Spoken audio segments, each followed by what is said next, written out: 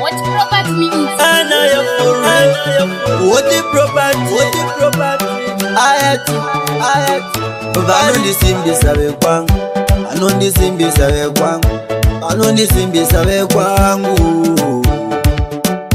Oh, the one one on the tiki. Oh, that's the chairman. I'm a give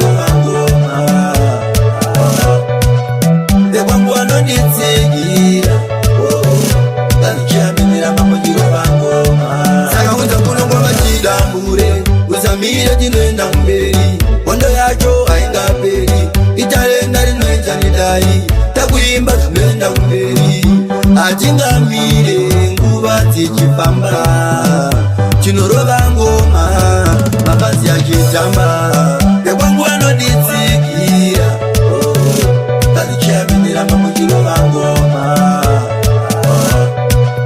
Dekwangu wano ditsikia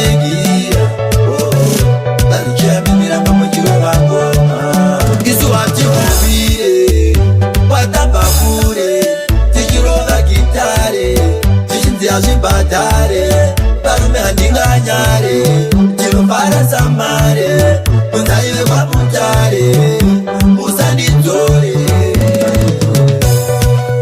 Dekwangu wano ditsikira, tazikia minira mamukiro vangoma.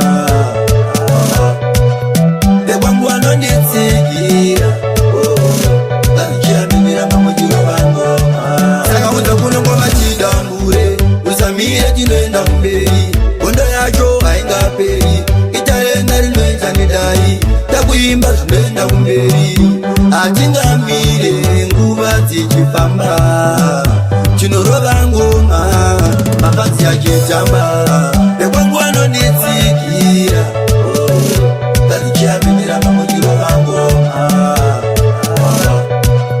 Dekwangu wano nitsikira